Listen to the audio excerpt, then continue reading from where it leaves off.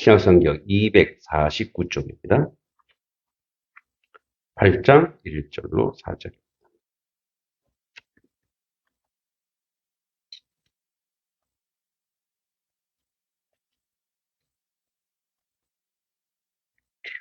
자, 우리 1절부터 4절, 4절이니까 같이 천천히 읽겠습니다. 시작.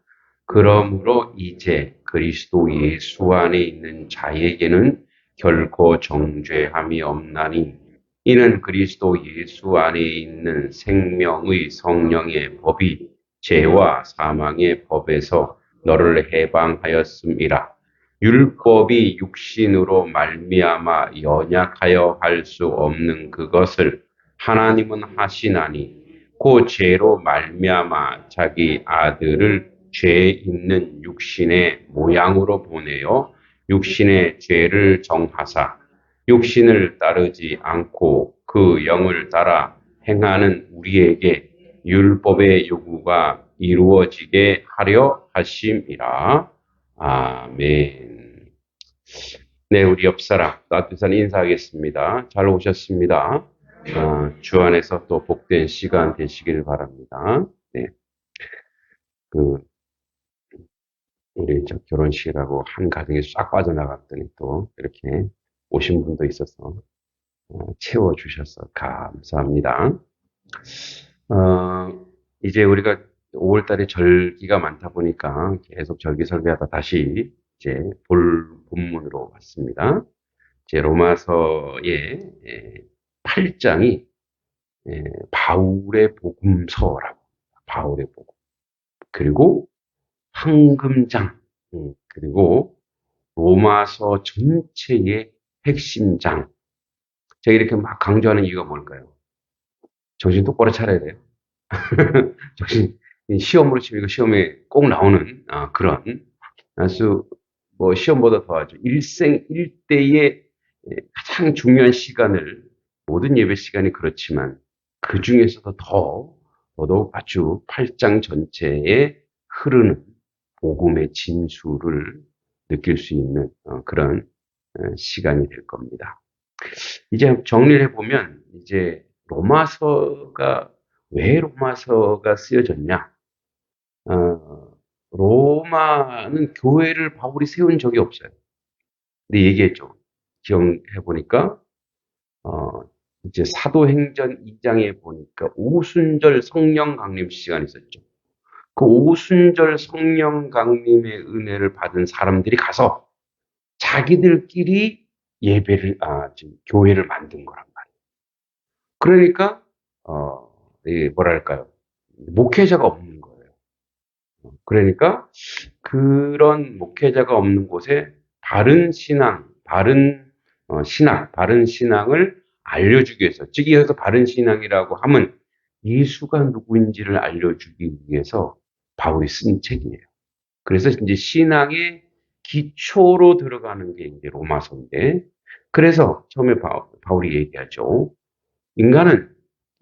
죄의 원인으로 인간은 전적으로 타락했다. 인간은 전적 타락이다. 그래서 하나님은 공의로우신 분이기 때문에 타락한 인간은 심판할 수밖에 없다. 그게 하나님의 속성입니다. 그러니까 하나님 앞에서 의롭다함을 얻을 수 없는 인간은 전적으로 무능하다.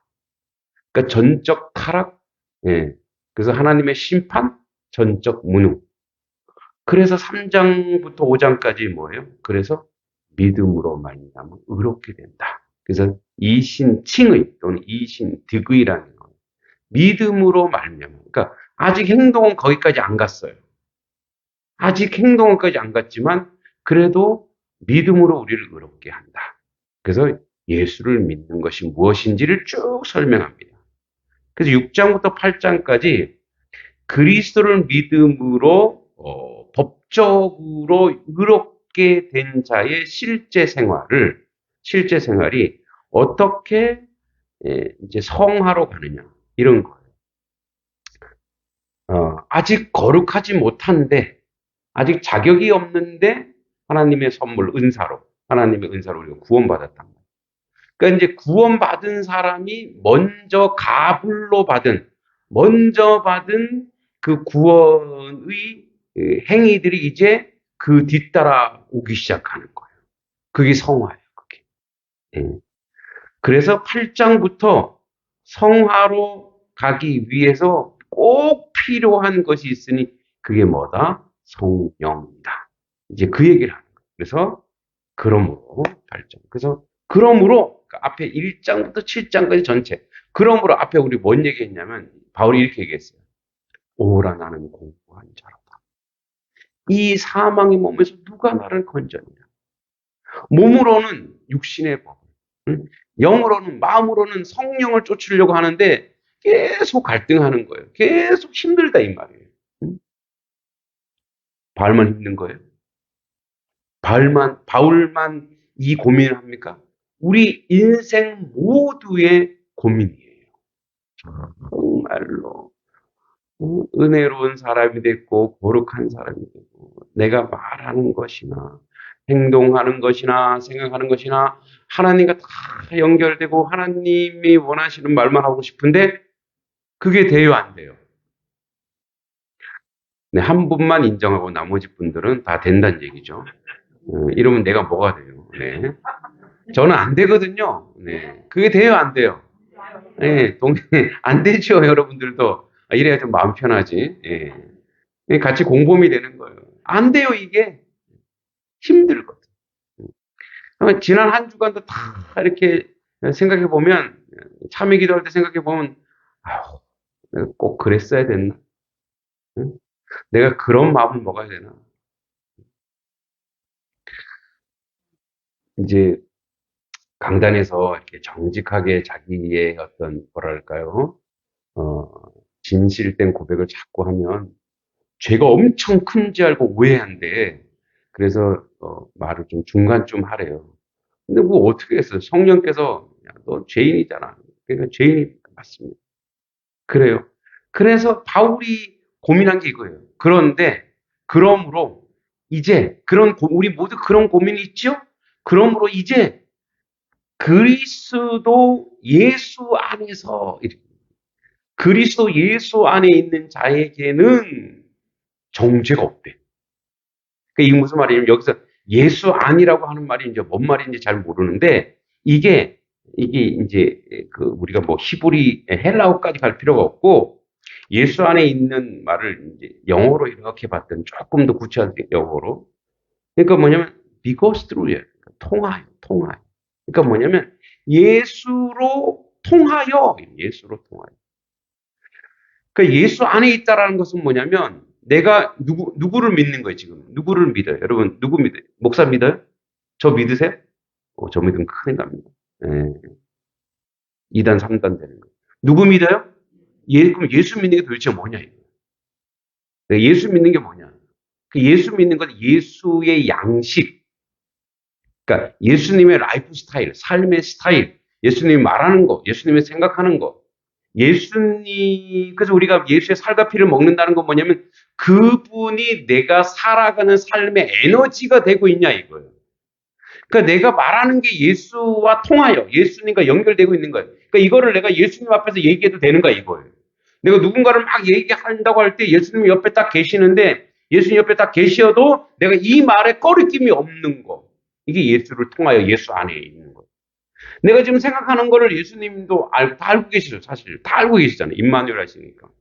다 알고 계신데 지금 내가 누군가의 얘기를 막 하고 있는 이 말을 예수님이 옆에 들어도 되고 내가 생각하는 생각이 예수님이 생각을 공유해도 되고 또 내가 먹는 거거나 마시는 것이 예수님이 옆에서 같이 드셔도 되는 거냐 이거예요. 담배를 예수님 같이 피운다. 안 되겠죠? 예수님께서 야, 나 담배 한 대 줘봐라, 야. 같이 한번 먹자. 예. 안 되겠죠? 예. 그러니까 그런 거예요. 그러니까 뭐냐면 내가 지금 하고 있는 행동이 예수님과 어떻게 연결되고 있는가? 그렇게 술 먹는 분들은 예수님 포도주 드셨잖아요. 그러네, 뭐. 뭐 본인이 그렇게 생각하면 어쩔 수 없어요. 근데 이제 시간이 지나가면 이제 알겠죠. 이게 이제 즐기는 거와 이제 약을 위해서 먹는 거와 목을 축기 위해서 먹는 거 다르겠죠. 그러니까 이 예수 안에 있다라고 하는 것은 나의 삶의 내용과 삶의 양식이 예수님과 교제하고 예수님과 연결돼도 상관이 없는가 이거예요. 예수님 내가 지금 누구 욕을 하고 싶거든요. 예수님 잘 들어보세요. 맞는지 아닌지. 응? 김 목사를 보니까 소리만 지르고 욕심이 많고 이렇게 막 하면 예수님 옆에서 들어주실까 안 들어주실까요? 그쵸. 그게 예수가 통하는. 그게 예수 아닌 거예요. 그러니까 예수 안에 있는 자에게 뭐가 없대요? 결코 정죄하지 않겠대. 예. 이 정죄란 말은 이런 말이에요. 이 정죄란 말은 심판이란 말이에요. 심판. 그 심판의 결과까지.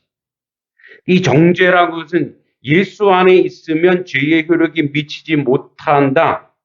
정죄란 하나님의 심판과 판단인데 심판의 결과이다. 그래서요, 이 정죄는 이런 거예요. 죽어서 영 버리고, 죽어서 지옥 행이고, 살아서도 죄책감, 회한, 근심, 걱정으로 사는 삶이에요. 그리고 지속적으로 죄를 짓는 오염자가 됩니다.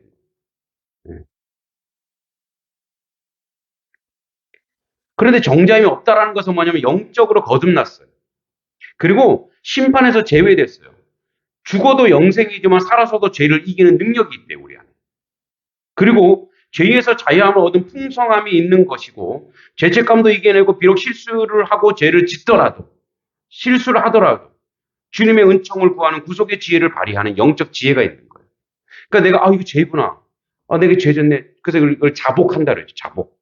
그 자복은 뭐냐면 내가 어떤 행동을 했는데 이게 주님 보시기에 잘못이구나라고 고백해서 나 스스로 뭐예요? 주님을 인정하고 고백하면서 나 스스로 그 모든 것을 정화시키는 거예요. 이겨내는 거예요. 그러니까 죄를 이겨낸다고 하는 것은 뭐냐면 죄를 안 짓는 것 말고 죄를 오염하는 것 말고 내 안에서 죄가 발동하는 것을 없애버리는 거예요. 여러분 내 안에서 죄가 발동하는 가장 큰 게 뭔지 아세요? 죄책감이에요. 자기 학대, 자학하는 거예요.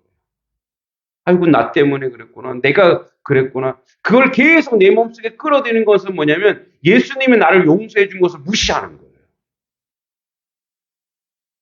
그래서 자유한 거예요. 이 자유란 뭐냐면 내가 그냥 내 마음대로 하는 것이 아니라 예수의 힘과 능력이 내 몸에 미치는 영향력이라는 거예요. 영향력. 왜 우리가 자책감, 자학하기 시작하고 회한과 후회와 안타까움이 있으면 또 여러분 그게 우리를 발목 잡을 때 있어요 없어요? 그게 또 우리를 발목 잡아요. 그건 어디서 가장 많이 드러나느냐? 제 경험으로 얘기할게요. 축구에서. 웬 축구? 예. 축구를 하다 보면 여러분 운동을 하다 보면 내가 실수할 때가 있어요 없어요? 있어요. 패스를 해줘야 되는데 발이 삥 저쪽으로 가요. 예, 어제 아침에 60대, 양평 60대 분들 체육대회가 우리 여기서 하는데, 우리 이제 축구팀이 가갖고, 그분들 아침 경기에 게임을 띄워주래요. 그래서 저는 저 오른쪽에 이제 하도 쌀쌀거리고 잘 달리니까, 오른쪽에 윙이라 해서 막 달리는 거예요. 막 달리는 거예요. 말처럼 막 달리죠. 상상해보세요. 제가 달리는 거를 쫙 달리는. 재밌어요, 달리는. 이제 그러다가 이제 공을 그 이성종 씨라고 공 잘 차요. 그 아들이 축구 선수잖아요. 탁 넘겨줘서 딱 받아서 내가 공을 딱 받으니까 이 상대편에 저 오겠어 안 오겠어요. 저를 맡은 사람도 있고 막 온단 말이에요.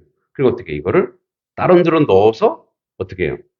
이 사람들을 다 무의미하게 만들어서 딱 보니까 이제 양동교회 모 집사님인데 은 집사님이라고 있어요. 다 아시죠? 딱 드렸어요.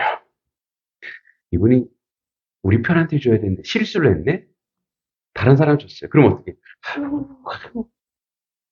그렇게 하면 그 다음 플레이가 돼요, 안 돼요? 그렇게 하면 그 긴장감 때문에 또 실수해요. 실수는 또 실수를 불러요. 네. 제가 누구랑 얘기 안 했어요. 또 가서 얘기하지 마세요. 네. 네. 그러니까 뭐예요? 내가 뭔가 실수했다라고 자학하기 시작하면 계속 뭔가를 플레이를 해야 되는데 계속 해야 되는데 또 실수해요. 근데 어떻게 빨리 그것을 이겨내요. 그래서 감독들이 그걸 극복하라고 어떻게 해요? 고개 들어! 이러잖아요. 여러분 그 감독들이 밖에서 막 소리 지를 때 있잖아요. 혼낼 때도 있지만 거기 빨리 들어와. 그 빨리 실수 지우라는 얘기예요. 이거 운동 경기에서도 이런 우리 인생에서 안 그래요. 사탄의 방법 중에 하나가 뭔지 아세요? 우린 죄 지을 수 있죠. 그래서 우리가 죄를 지어도 우리의 모든 죄를 용서하시고 용납하시고 품어주시는 주님의 은혜가 우리 가운데 있단 말이에요. 믿습니까? 그런데 그 은혜 속에 그 사랑 속에 감당하고 살아야 되는데 사탄은 어떻게 하냐? 그거 봐. 그럴 줄 알았어. 응? 네가 하는 게 그렇지 뭐. 그러다가 성도라고 그러고 집사야, 그러고 건사야, 그러고 목사야, 그리고 장로야. 이렇게 계속 우리에게 뭐예요? 어, 자학하게 하고 원망하게 하고 후회하게 하고 힘들게 한다고. 그걸 계속 이 속에 가지고 있고 그럼 뭐 그다음에 또 실수하고 또 죄를 져요. 그래서 인간은 왜 죄를 짓냐면 약해서 죄를 짓는 거예요. 인간은 왜 약해지냐? 약하기 때문에 악해지는 거예요. 근데 그거를 그 사랑하는구나. 오늘 아침 이제 새벽에 이렇게 요즘엔 새벽에 좀 책 읽을 시간이 없어서 이제 조금 일찍 자고 제가 새벽에 요즘에 저녁을 좀 안 먹는 거를 해요. 그때는 이제 몸이 좀 가벼워지고 또 뱃살도 좀 빼려고 저녁을 잘 안 먹습니다. 근데 이제 그러다 보니 일찍 자니까 일찍 일어나요. 한 3시나 4시에 일어나요. 그러면 이제 그 책을 새벽 기도할 때 책을 보는데 오늘 이제 아침에 읽은 책에서 그 우리 아이들 이제 올해는 이제 제가 동화책을 좀 써보려고 준비하고 있는데 그래서 이제 동화를 좀 많이 보게 되는데 그 나이 라임 오렌지 나무라고 하는 책을 예전에도 읽었지만 또 읽게 되었어요. 제제라는 아이가 나와요. 그 아이가 얼마나 이제 그 미운 털이 박혔냐면 얘가 장난치는 걸 좋아하는데 그래서 너 안에는 작은 악마가 들었다. 응? 이런 친구예요. 근데 얘가 키가 5살짜리예요. 5살짜리. 응? 우리 그 주성이 같은 애예요. 근데 이제 그 당시가 브라질인데 이 책이 쓰여질 당시가 아마 포르투갈 식민지에서 얼마 전에 우리 일제 시대에 얼마 지나지 않는 그런 사회. 그러니까 아직도 뭐 일제의 잔재가 남아 있듯이 포르투갈의 문화가 남아 있는 거. 그 나라에 브라질이라는 나라에. 아마 1942년에 해방했으니까 뭐 한 40, 50년 정도 된 그 배경인 것 같아요. 그 너무 가난한 거죠. 아버지는 실직했고 엄마는 이렇게 다니지만 못 벌고 그래서 이제 크리스마스인데 이, 그 브라질은 이제 남반구이기 때문에 덥죠. 크리스마스가 거의 여름이죠. 여름 크리스마스. 크리스마스 날 다른 친구들은 선물 받고 다른 친구 이것도 저것도 받는데 자기 집은 뭐예요? 빵 조각 하나로 크리스마스를 때운 거예요. 근데 아빠가 뒤에 있는 줄 모르고 나는 정말 가난뱅이 아빠가 싫어 그랬어요. 그리고 딱 보니까 뒤에 누가 있어요? 아빠가 앞에 형이 앞에 그 제제 형이 상처를 받은 거예요.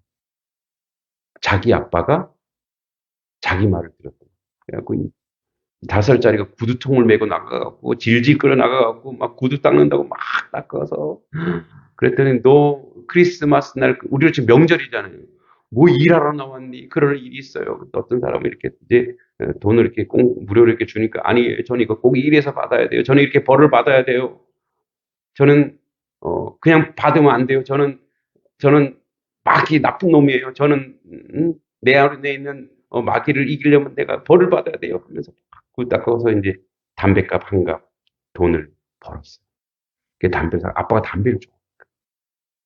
담배를 사갖고 아빠한테 탁 갖다 줘. 그 아빠가 그걸 보고 또 아빠 심정은 또 어떻겠어요. 이 자기 실직인데 그래서 이리 오려. 그러면서 그 재즈가 그 보면서 막 엉울면서 이렇게 얘기해요. 정말 그런 마음은 아니야 아빠. 응. 그래서 이제 화해가 이루어지죠. 사랑이 이루어지죠. 그러면 아빠가 담배값 때문에 애 용서했을까요? 아니죠. 네. 그렇게 하지 않아도 됐어요. 그래도 아들이니까 어떻게 해요? 그냥 사랑으로 품었을 거예요. 사랑으로. 그게 아버지예요. 그러니까 우리 하나님은 그래요. 여러분들이 죄를 짓고 실수를 해도 가오를 해도 어때요? 여러분들에 대해서 하나님은 여전히 어떻게 절대적 사랑, 큰 사랑으로 여러분을 지금도 품고 계시는 줄 믿습니다. 그 이제 아버지가 그래요.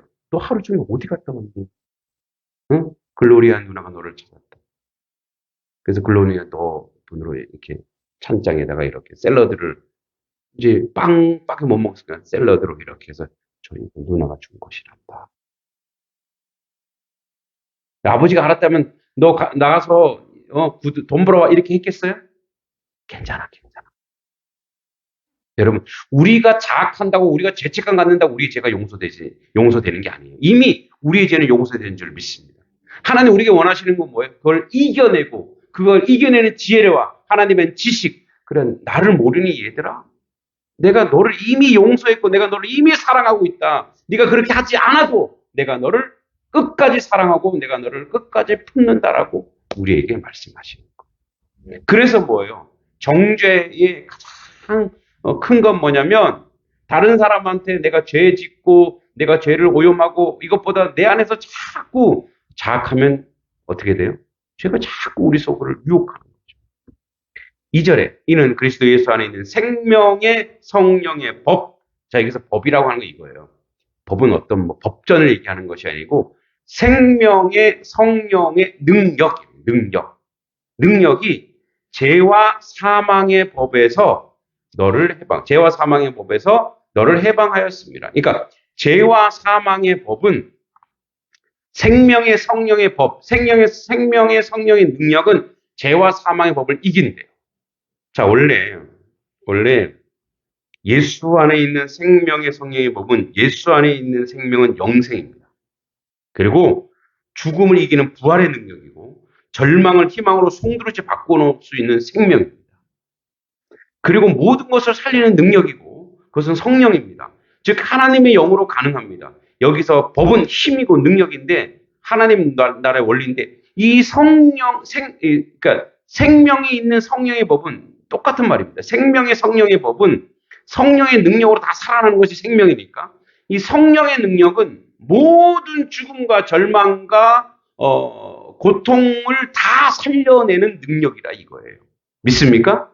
자, 보세요. 이제 겨울이 지났어요. 겨울이 지나고 봄이 되니까 따뜻하게 이제 봄이 되고 비도 오고 하니까 저기 만물들이 어때요? 지금 다 생명의 쏟아나죠. 똑같아요. 성령의 법, 성령의 능력은 세상의 모든 절망, 근심, 걱정 이런 모든 것을 다 살려낸다는 거예요. 심지어 어디까지? 죽음까지도 이기는 능력. 그래서 부활의 능력이 이 생명의 성령의 법 가운데 있는 줄 믿습니다. 자, 인류의 3대 재난이 뭔지 아세요? 인류의 3대 재난? 기근, 전쟁, 질병. 기근, 전쟁, 질병. 우리 이제 기근은 어느 정도 해결했죠. 전쟁의 위협은 항상 도사리겠죠. 그 인간의 욕심으로 나오는 거죠.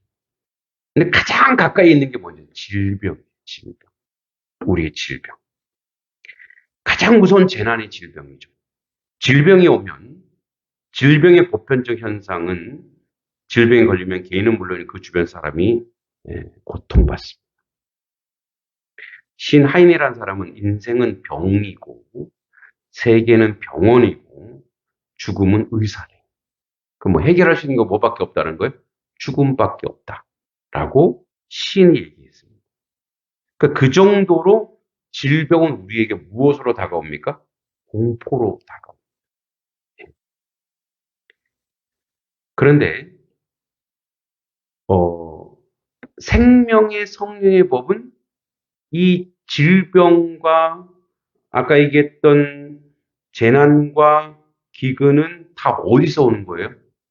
죄에서 오는 거예요. 죄의 결론이 뭐예요? 사망이잖아요. 죄의 내용이 뭐예요? 누구를 죽이는 거예요. 여러분, 과거 유럽에서 그래서 이 죽음의 철학, 이 죽음의 철학이라고 하는 게 굉장히 무섭습니다. 여러분이 비근한 예로 그 아돌프 히틀러가 유태인을 그렇게 많이 죽일 수 있었던 사상적 근거가 있어요. 명분이 있단 말이에요. 그게 바로 데카르트예요. 데카르트라고 하는 뭐 많은 철학자들은 그 사람이 뭐 뭔가 발견했대. 이 인본주의 작자는 나는 생각한다. 고로 나는 존재한다. 이게 이제 인식론이라 그래요. 인식론이라는데 뭔가 생각하면 내가 생각하는 거죠. 나는 존재한다 이거예요. 거기에 남은 없는 거예요. 그래서 거기서 나온 게 뭔지 아세요? 주체와 객체라는 게 있어요. 내가 주체고 너는 객체야. 내가 주고 너는 객이란 말이에요. 그래서 내가 힘만 생기면 주체가 힘만 생기면 뭐래요? 객체를 종속하려고 해요. 그래서 힘이 생기는 순간, 능력이 생기는 순간 어떤 일을 저지르기 시작하냐면 폭력을 저지르는 거예요. 힘만 생기면 뭐예요? 너는 객체니까. 그래서 어떻게 해요? 유태인을 주체가 누구냐? 자기 아리안족, 독일인. 우리는 이 독일인, 인종주의죠. 독일인은 세계 최고의 문화요, 최고의 어떤 예술을 창조하는데 그 파괴하는 종족들이 있는데 걔네들이 뭐예요? 비아리안계 중에 대표가 누구냐? 마귀들을 다 걔가 바로 유대인이에요. 그래서 그 이론적 근거가 돼버린 거예요. 그래서 어떻게? 사람들이 다 알거든. 데카르트 얘기. 그러니까 주체와 객체를 알거든. 그랬더니 어떻게? 그래? 그럴 수 있지. 그래서 주체가 인간이 되고 객체가 또 뭐가 됐어요? 자연이 돼버렸어요. 자연을 막 파괴해버린 거예요. 동양의 사상은 그렇지 않죠. 무라일체, 하나에 하나. 함께 살아가는 거예요. 근데 하나님은 그렇게 만드셨어요. 근데 이제 여기 제가 최근에 읽었던 책 중, 예. 레비나스라는 사람의 타자의 얼굴이라는 책이 있어요. 타인의 얼굴. 타인의 얼굴이 무슨 말이냐면 세상은 주체와 객체로 나눠지는 게 아니고 세상은 이분들 기독교니까 세상은 하나님이 창조한 피조물이 하나님께로 향하고 하나님으로부터 하나 되는 것이다 이거예요. 그래서 타인의 얼굴이라는 건 뭐냐면 여러분 상대방이 타인이 웃어야 그에게 행복해야 진짜 내가 기쁘다 이거예요. 이게 타인의 얼굴이라는 얘기예요. 그러니까 뭐냐면 이런 거예요. 여러분들이 이제 그런 예가 이런 거예요. 손자, 손녀 보면은 얼굴 보면 어때요? 손자, 손녀 얼굴 보면. 좋죠? 좋아요. 그래서 얘가 좋아하는 게 뭐지 하고 얘한테 뭐 되게 우리가 하는 게 뭐예요? 용돈을 주자 이렇게. 그러면 애가 기뻐하고 즐거워하는 게 뭔지 아니까. 그 우리 애가 즐거워하고 기뻐하는 것이 뭔지 알기 때문에 내가 뭔가를 좀 얘가 그거하고 기뻐하고 고마워하면 내가 기뻐요, 안 기뻐요? 별로 안 기쁘신가 봐요. 네? 그래서 여러분 손자, 손녀 용돈 안 줘요? 에라, 너 날 줘야 된다. 그래서 뭐예요? 여러분들 자녀들이나 자식이나, 그 다음에 손자, 손녀들, 우선 혈족부터 생각해요. 그 아이가 기뻐하고 즐거운 행위를 해요, 안 해요? 해요. 그래서 내가 기뻐요, 안 기뻐요? 기쁜 거예요. 그걸 향유라 그러는 거예요. 그건 뭐냐면, 향유는 뭐냐면, 자, 환대. 상대방의 다른 사람이 그 사람을 내가 환대해주고 즐거워해 줄 때 나에게 진짜 기쁨이 온다 이거예요. 이게 진짜 기쁨이다 이거예요. 내가 나만 기쁘고 상대방을 도구화 시키는 게 아니고 우리 모두가 기뻐해야 된다 이거예요. 근데 그게 성경에 나오잖아요. 너 하나님 사랑하니? 그럼 누구도 사랑하라는 거예요. 이웃을 사랑하라 이거예요. 내 이웃의 얼굴을 웃게 하라 이거예요. 웃게 하라. 할렐루야. 마을이 웃게 해야 되는 게 우리의 책임이에요. 네. 여러분의 아내가, 여러분의 남편이 웃게 돼야 되고, 여러분 자녀가 그렇게 하는 것처럼 이 마을이 또는 우리 이웃이 웃게 하는 거예요. 그래서 뭐, 내가 인상 쓰고 다니면 어떻게 돼요? 내가 인상 쓰고 다니고, 내가 승질 내고 다니고, 내가 화내고 다니면 어떻게 돼요? 똑같아요. 전염되는 거예요. 이게 바로 생명의 법이에요. 이게 바로 성령의 법이에요. 그러니까 성령의 사람, 생명의 사람은 모든 것을 가는 곳마다 모든 것을 살려내놓은 줄 믿습니다. 만약에 교회가 그 지역사회를, 그 가정을, 그 공동체를 살리는데 열심을 내지 못하고, 여러분, 교회가 막 교회만 부흥되는 걸 죽이는 거예요. 무슨 말인지 아시죠? 교회만 막 부흥되고 교회만 막 사람들만 모이고 막 교회만 이렇게 하면 자기들끼리 잘 먹고 잘 사는 거예요. 여러분, 진정한 성장과 진정한 부흥이 교회와 함께하는 그 마을 공동체, 이웃이 같이 웃고 같이 즐거워하고 같이 행복하는 것이 진짜 참된 교회요, 진짜 부흥하는 교회요, 진짜 하나님의 뜻인 줄 믿습니다. 교회만 우리 교회 오세요. 그래서 우리 교회 사람 많아지고 우리 교회 안에서 즐거워 기쁘고, 예, 그걸 우리는 부흥이라 착각했어요. 그건 욕심이에요. 그건 욕망이란 말이에요. 계속이죠. 단석교회는 단성리를 즐겁게 하고 단성리를 기쁘게 하고 단성리가 축복받게 하는 교회인 줄 믿습니다. 그게 단석교회. 자, 그래서 이 생명이 있는 생명의 성령의 법이 모든 것들을 다 이기는데, 이게 해방이란 말은 해방. 해방이라고 하는 것은 아까도 얘기했듯이 인간을 아프게 하고 상처받게 하는 모든 것을 이겨내요. 모든 절망을 이겨내는 게 해방이에요. 근데 해방은 누가 하시냐? 성령께서 하십니다. 우리 안에서 우리를 완전히 해방시키신다는 거예요. 그러니까 이게 치유의 능력이에요. 치유의 능력인데, 여러분 아까도 얘기했듯이 예수 안에는 예수로 통하면 모든 것이 치유가 일어나는 거예요. 그러니까 감사한 건 그거예요. 감사한 것은 이제 이곳에 우리 단석교회와 또 여러분과 제가 하나님의 말씀을 그대로 실천하려고 하니까, 그래도 많은 열매는 아직 아니지만 하나님이 귀한 열매들을 우리 가운데 보여주셔서 얼마나 감사하고 고마운지 모릅니다. 네? 이 양동면에 있는 교회 목사님들이 모여서 기도하기를 시작했고, 그리고 이제 이번에 또 개정에 그 목사님 새로 오셨더라고요.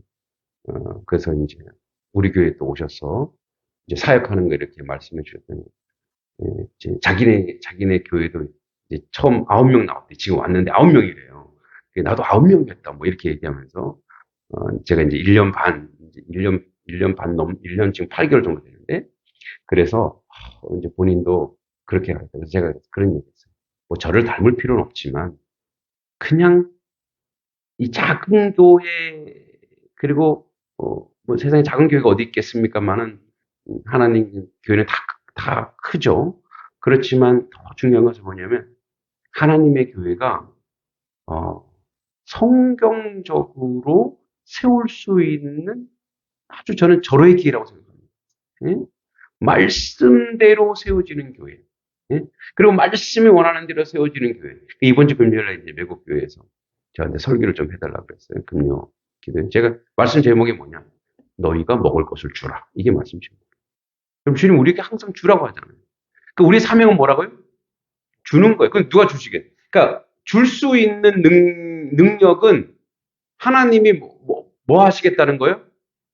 너 계속 주겠대. 너 주면 너 계속 줄게. 그러면 움켜잡고 있으면 어떻게 돼요?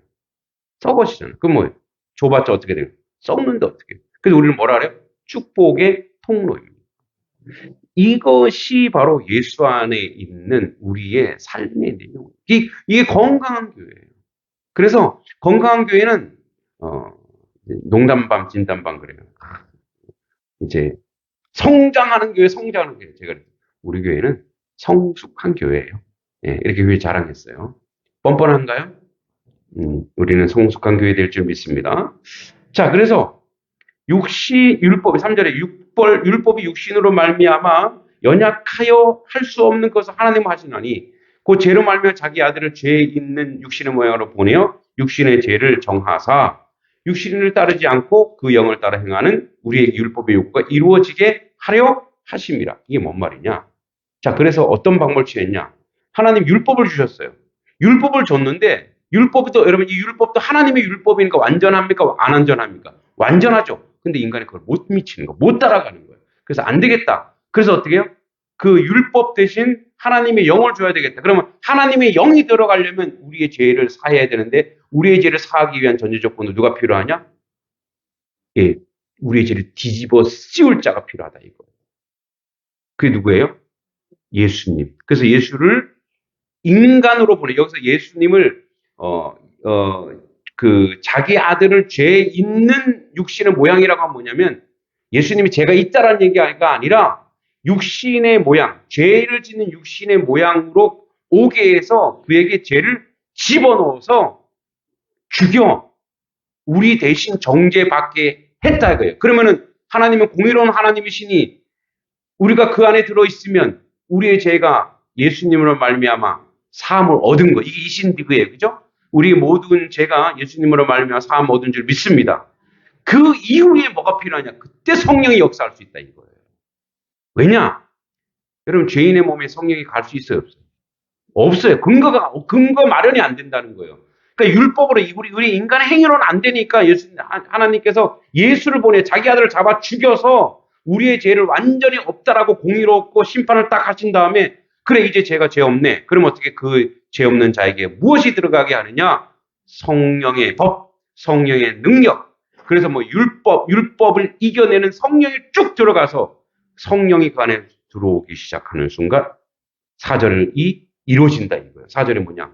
육신을 따르지 않고 그 영을 따라 행하는, 즉 성령을 따라 행하는 이거예요. 성령을 따라 행하는 우리에게 율법의 요구가 이루어져요. 그때 성령이 들어오니까 이제 예전에 행하지 못했던 율법이 우리 안에서 완성되더라 이거예요. 그러니까 우리 안에 들어온 성령이 무엇을 이루게 하는 거예요? 예전에는 율법이 아무리 줘도 내 이웃을 사랑하라고 하나님 사랑하라고 하나님 사랑이 뭔지도 모르고 율법이 뭔지도 몰랐는데 성령이 쑥 들어오는 순간 하나님 사랑이 무엇인지 알게 하고 이웃 사랑이 무엇인지 알게 하고 그래 그제서야 율법을 완성하더라 이거예요. 무엇으로? 생명의 성령의 법으로. 할렐루야. 예. 그래서 마무리하면 구체화시키면 이런 거예요. 성령으로 살고 성령으로 행하고 성령으로 생각하고 성령으로 인도함 받는 것이 바로 뭐예요? 율법의 성령 안에서 완성된 거라는 거예요. 이제 이 작업을 여러분 계속 하나님이 여러분 가운데 할 거예요. 지속적으로 할 거예요. 여러분의 삶으로, 어떨 때는 고난으로, 어떨 때는 아픔으로, 어떨 때는 사랑하는 이의 죽음으로, 어떨 때는 아픔과 고통과 절망으로. 그러나 그 모든 것을 다 결국은 결론은 뭐예요? 이기게 하신다 이거. 할렐루야.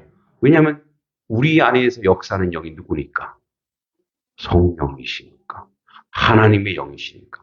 그래서 이렇게 우리는 패배가 없는 인종들이라 이거예요.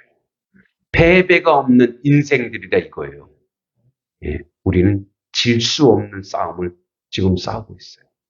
그래서 결국 우리 모두는 성령으로 승리하여 영생의 자리, 성화의 자리. 그래서 여러분 모두가 사람들로도 칭찬받아야 돼요. 야, 단석교회 교인들은 달라졌어. 제가 얘기했죠. 지금 듣고 있다고. 달라졌어. 근데 목사가 달라져서 이런 말은 안 해요.